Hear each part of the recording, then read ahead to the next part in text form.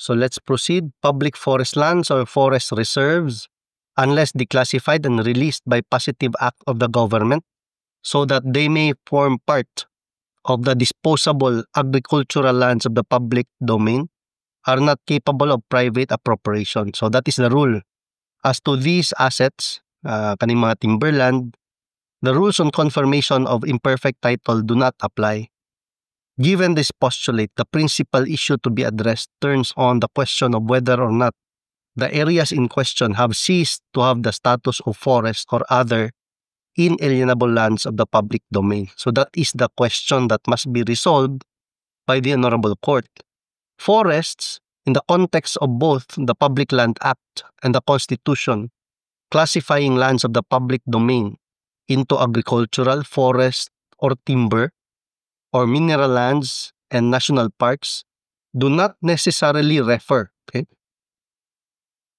Do not necessarily refer to large tracts of wooden land or an expanse covered by dense growth of trees and underbrush. So, pasabotan na bang kakahuyan ba?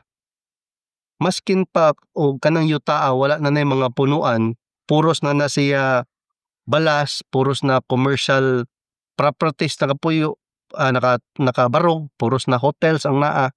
For so long as walay positive act from the government classifying that portion into agricultural land, for so long as there is no positive act from the government declassifying or releasing that portion from timberland or forest land to an agricultural land, maskin pagwa na maskin usa ka kahoy, tawag ana sa atong balaod forest land gyapon when it comes to the context reflected in the Public Land Act and the Constitution. So manay essence aning part sa decision.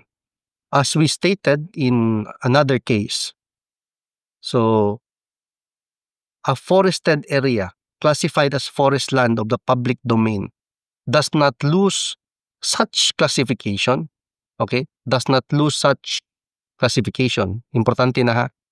Simply because loggers or settlers have stripped it of its forest cover. Meaning, imo nang gi-illegal logging nga forest land, gihurot nimo kahoy, maskin pagwa na kahoy, puros na building, condominium, hotels, forest land gyapon na siya. Okay? As classified forest land of the public domain. The parcels of land classified as forest land may actually be covered with grass or planted to crops by kaingin cultivators or other farmers. Forest lands do not have to be on mountains or in out-of-the-way places. The classification is merely descriptive of its legal nature or status and does not have to be descriptive of what the land actually looks like. Okay. So ato sanang i-digest. Nindot kay nga portion sa decision. So it does not matter what you do to that forest land until there is a positive act from the government declassifying that forest land or releasing that forest land and converting it into an alienable and disposable agricultural land.